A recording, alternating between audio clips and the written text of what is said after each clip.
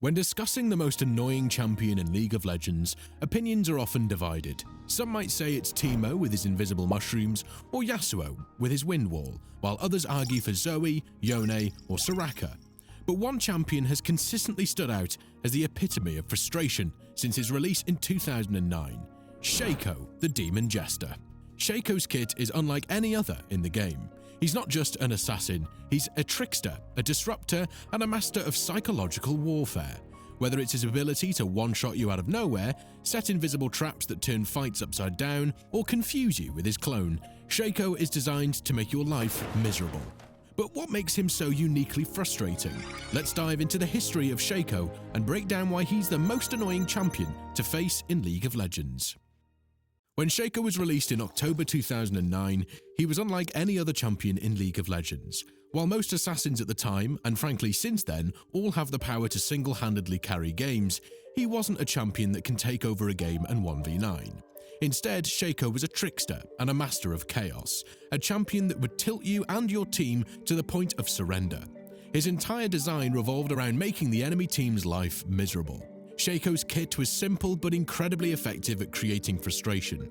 His backstab passive rewarded him for attacking enemies from behind, while his deceive Q allowed him to blink into stealth, making him nearly impossible to track. His jack-in-the-box, or his W, let him set invisible traps that feared and damaged anyone who triggered them, and his 2-shiv poison, or E, gave him a ranged execute to finish off low-health targets. Finally, his ultimate, Hallucinate, created a clone that exploded on death, dealing damage and fearing enemies. These abilities made Shaco a stealthy, slippery, and unpredictable champion. But what truly set him apart was how he used them to take over a game and irritate the opponents. As we said, Shaco's playstyle was all about creating chaos. He wasn't about dominating teamfights or scaling into a late-game monster.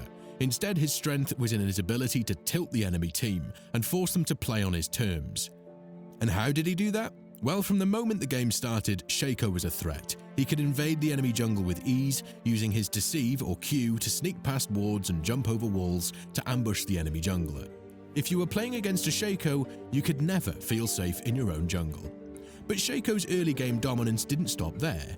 He could start ganking as early as level 2, using his stealth to bypass vision and ambush unsuspecting laners. His backstab passive and 2-shiv poison, or his E, allowed him to deal massive damage in a short amount of time, often securing first blood or forcing the enemy laner to recall. If Shaco got ahead early, the game could easily spiral out of control. He didn't need to be a late game carry to win, he just needed to make sure the enemy team was far behind, too frustrated or too scared to play effectively. A great contribution to his goals of ambushing laners and counter-jungling successfully was the fact that Shaco never used Flash, as his Q functioned as a flash of his own. So instead, alongside Smite, Shaco players would take another combat summoner spell like Ignite, and sometimes even Exhaust, maximizing the damage output and effectiveness of ganks and counter-jungling. What made Shaco truly annoying was the mental toll he took on his opponents. His stealth, traps, and clone forced players to constantly second-guess their decisions. Is Shaco waiting in that bush? Is this the real Shaco or a clone? Can I farm this wave safely, or will he appear out of nowhere and kill me? Shaco's presence made every move feel risky, and his ability to tilt the enemy team was unmatched. He didn't just beat you in the game, he made you hate playing it. However, as the game evolved and players adapted to his tricks, Shaco's dominance began to wane. He still had the ability to one-shot and be frustrating, but new champion releases and new mechanics meant that by the mid-2010s, he was considered a niche pick, often overshadowed by more meta-defining champions. But the perception of what made him annoying changed significantly with Riot's Assassin update in 2016, which breathed new life into his kit and paved the way for a completely different playstyle compared to the one in his first years in League of Legends.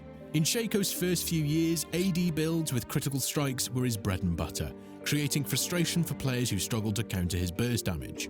This way of one-shot gank-heavy assassination playstyle exploded even more later when certain buffs were issued or when runes like Hail of Blades were released. Unfortunately for most League of Legends players, the impact of this tricky champion didn't stop there. The rise of AP Shaco took his annoying playstyle to a whole new level. This shift from being played AD to now AP came after Riot's Assassin update in the pre-season for Season 7 in October 2016. These changes to Shaco aimed to refine his gameplay and reduce the extremes that defined his playstyle. Shaco's early game dominance was dialed back and his power was redistributed to give him more utility in skirmishes.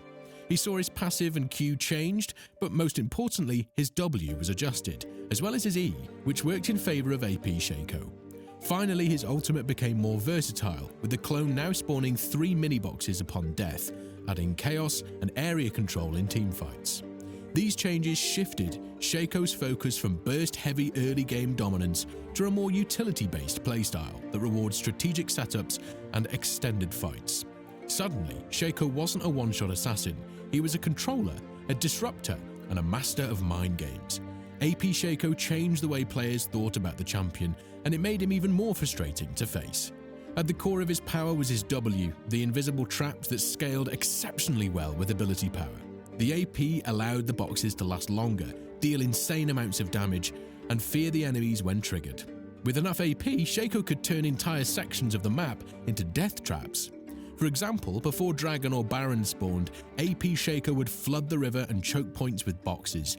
Enemies attempting to contest would trigger the traps, taking significant damage and becoming feared, often forcing a retreat or leaving them vulnerable to his team.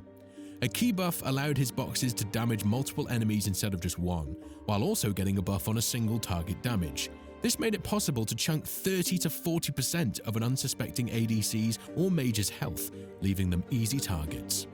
Even when perfect setup wasn't possible, AP Shaco excelled in chaotic scenarios. Using Q to blink and turn invisible, Shaco could infiltrate the enemy team and activate his ultimate, Hallucinate.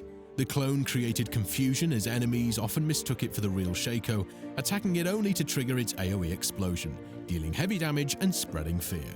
This disruption often turned fights in Shaco's team's favor.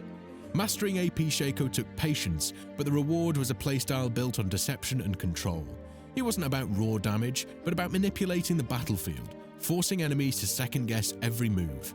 From setting traps to baiting enemies with his clone, AP Shaco turned even the most coordinated teams into disorganized chaos. The changes that he went through in Season 7 and subsequent seasons made AP Shaco so uniquely annoying as they allowed him to rewrite the rules of engagement. In a game where precision and teamwork are key, AP Shaco thrived on uncertainty and chaos. He didn't need to be in the middle of a fight to be effective. He could set up traps from safety, bait enemies with his clone, and disappear before anyone could react. Even when he wasn't actively present, the thought of his traps or his next ambush lingered, forcing players to adapt or fall victim to his tricks. It's remarkable how a champion with such a simple design like Shaco can be played in such a drastically different way. AD Shaco focuses on explosive burst damage and snowballing early leads, while AP Shaco thrives on control, disruption, and psychological warfare. Both playstyles were effective, and they were playable and popular at the same time, both with their strengths and weaknesses. But AP Shaco took his reputation for being annoying to an entirely new level, proving that it's no coincidence the word chaos is an anagram of Shaco. With clever traps, mind games, and creative positioning, AP Shaco could dismantle even the most coordinated teams, turning their plans into utter disarray. But how has Shaco managed to maintain his identity as a chaotic trickster through years of shifting metas and major changes to itemization? Did the introduction of mythic items in 2020 and their subsequent removal in 2023 diminish his flexibility? Or did these transitions reinforce his reputation as one of the most adaptable and frustrating champions in League of Legends? At his peak, right after the 2016 Assassin update, AP Shaco became a terror in solo queue, with players mastering the art of setting up deadly traps and exploiting his psychological warfare. However, as the meta shifted and Riot adjusted items, Shaco's strength fluctuated, keeping him in a constant state of reinvention. Changes to items, especially AP items, as well as introduction to the concept of mythic items and the introduction of totally new items, came in heavy in 2020, in the pre-season patch for Season 11. Buffs to certain AP items, particularly those with burn effects like Liandry's Torment or the newly introduced Demonic Embrace, significantly enhanced Shaco's strength. These items synergized exceptionally well with his W, as the burn effects would reset with each hit from the boxes. The synergy extended further with items like Cosmic Drive and Horizon Focus, which amplified his damage output and complemented his kit perfectly, aligning with his playstyle and objectives in the game. Shaco performed well both as AP and AD, even in the changes to itemization and the introduction of mythic items. In the following months and years, these items got changed, buffed or nerfed, but Shaco stayed in that consistent, healthy position. 3 years after the introduction of the mythic items, Riot came to the conclusion that mythic items limited the potential and variety of builds.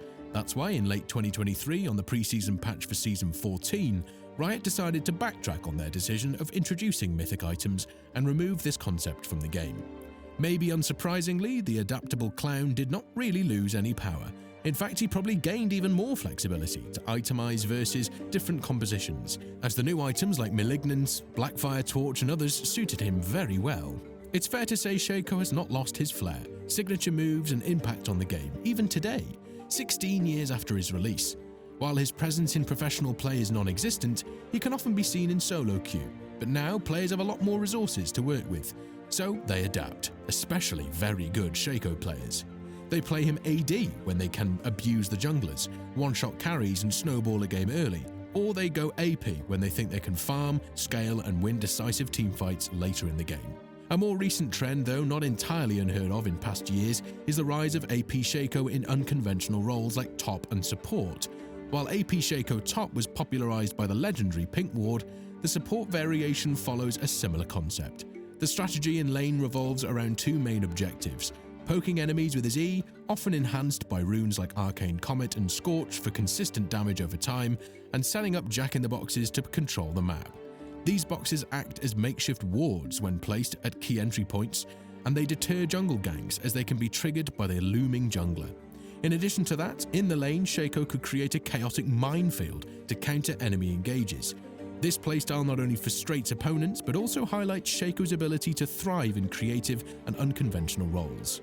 The mid-game and late game are quite similar to AP Shaco when played in the jungle: control choke points, place boxes before fights, disrupt them when they erupt. While as a support, Shaco has limited funds.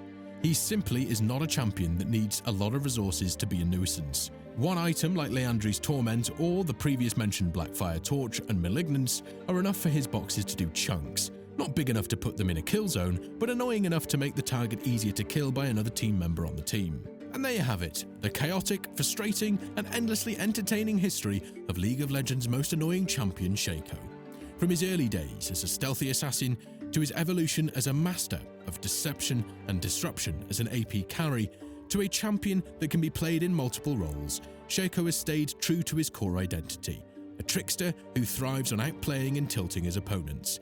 Love him or hate him, there's no denying the impact he's had on the game, and the nightmares he's caused for many players over the years. So whether you're a Shaco main relishing the chaos, or someone still recovering from the trauma of stepping on a jack-in-the-box, one thing is for sure: Shaco's legacy is as enduring as it is infuriating.